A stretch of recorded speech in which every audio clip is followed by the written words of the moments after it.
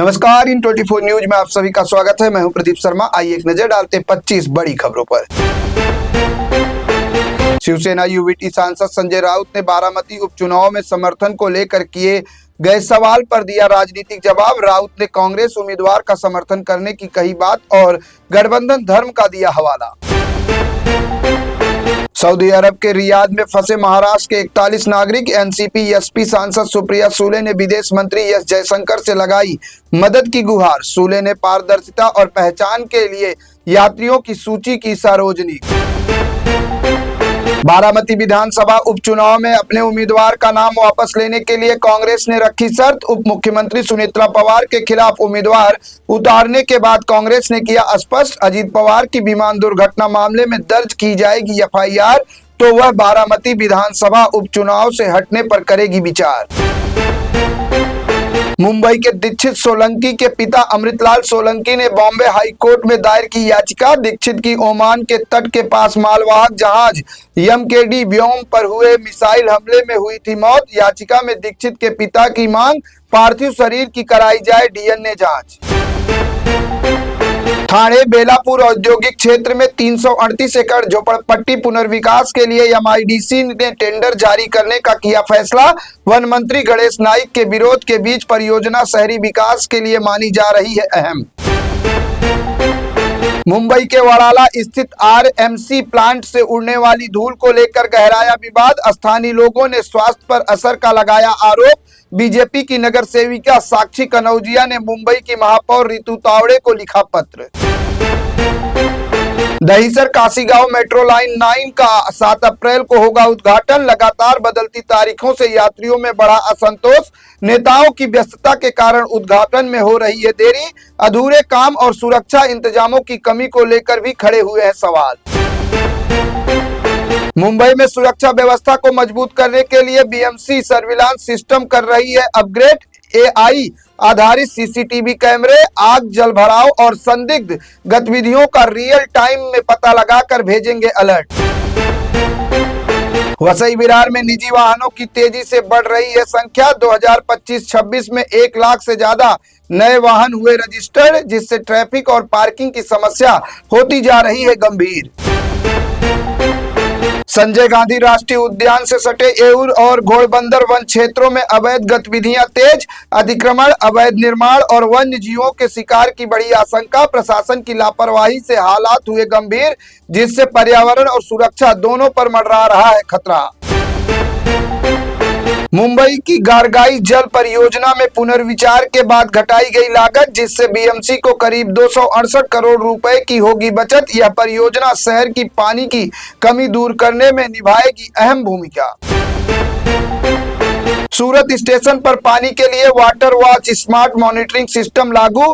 15 high resolution CCTV कैमरों से lace यह प्रणाली 24 घंटे निगरानी कर रोकेगी पानी की बर्बादी और कोचों में पानी भरने की प्रक्रिया करेगी मॉनिटरिंग। तमिलनाडु विधानसभा चुनाव में देखने को मिल रहा है ऐतिहासिक बदलाव। राज्य की सभी प्रमुख पार्टियों ने ब्राह्मण समुदाय से नहीं उतारा एक भी उम्मीदवार। 35 वर्षों में पहली बार कैंडिडेट लिस्ट में ब्राह्मण समुदाय को पूरी तरह से किया गया है नजरअंदाज। देश भर में एलपीजी संकट पर राहुल गांधी का बड़ा हमला। पीएम मोदी की तुलना कोविड कुप्रबंधन से करते हुए कहा, नीति शून्य घोषणा बड़ी और गरीबों पर बोझ। मजदूरों के पलायन पर जताई चिंता। असम के बारपेटा में पीएम नरेंद्र मोदी ने भरी हुंकार। कांग्रेस पर निशाना साधते हुए कहा, शाही परिवार की हार की लगेगी सेंचुरी। विकसित असम के निर्माण के लिए जनता का मांगा साथ। काशी विश्वनाथ धाम में विक्रमादित्य वैदिक घड़ी की गई स्थापित। सूर्योदय के आधार पर 30 मुहूर्तों में समय की करती है गणना और ग्रहों, नक्षत्रों और पंचांग की सटीक जानकारी देती है ये घड़ी। ईरान ने युद्ध के दौरान पहली बार कतर के जहाजों को हॉर्मुज से गुजरने की दी मंजूरी। कतर के जहाजों की आवाजाही अगर इसी तरह रही जारी तो दुनिया के देशों को गैस की कमी का नहीं करना पड़ेगा सामना। बीजेपी स्थापना दिवस पर प्रधानमंत्री नरेंद्र मोदी का संबोधन। कहा, बीजेपी पर देश का लगातार बढ़ रहा है भरोसा। उन्होंने पार्टी की उपलब्धियों को गिनाया और कार्यकर्ताओं को दी शुभकामनाएं। पश्चिम बंगाल के बेहाला पश्चिम में भाजपा कार्यालय में हुई तोड़फोड़ ने सियासी पारा किया हाई। टीएमसी विधायक रत्ना चट्टोपाध्याय के खिलाफ एफआईआर दर्ज। भाजपा उम्मीदवार के गंभीर आरोपों से घिरा प्रशासन। गुवाहाटी में सीएम हेमंत बिस्वा शर्मा का नामांकन रद्द करने की मांग को लेकर चुनाव आयोग पहुंची कांग्रेस। कांग्रेस का आरोप, हेमंत बिस्वा शर्मा ने विदेशों में संपत्ति की चुनावी हलफनामे में नहीं दी है जानकारी। हाईवे से आवारा पशुओं को हटाने की याचिका पर सुप्रीम कोर्ट ने केंद्र, राज्य और एनएचएआई को भेजा नोटिस। एससी ने 4 हफ्ते में मांगा जवाब। याचिका में राजमार्गों पर पशुओं के अतिक्रमण रोकने हेतु राष्ट्रीय दिशा निर्देश बनाने और लागू करने की मांग।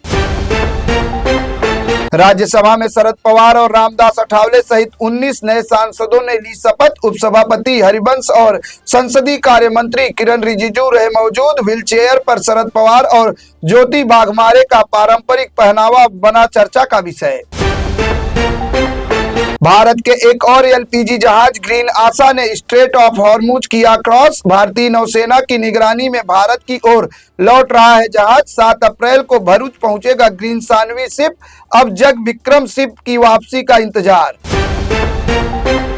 बांग्लादेश के विदेश मंत्री खलीलुर रहमान ने अमेरिका को दिखाई आंख। कहा, हम किसी को नहीं है पसंद, हमारा अमेरिका के साथ नहीं है कोई गुप्त समझौता। जो भी समझौते हैं उन्हें पहले ही किया जा चुका है सार्वजनिक। रहमान ने भारत दौरे से पहले दिया ये बयान। ईरान ने युद्ध विराम पर विचार करने के साथ ही स्ट्रेट ऑफ हॉर्मुज खोलने से किया इनकार। डोनाल्ड ट्रंप की डेडलाइन से पहले तेहरान ने अपनाया कड़ा रुख। कहा, दबाव में आकर नहीं करेंगे कोई समझौता।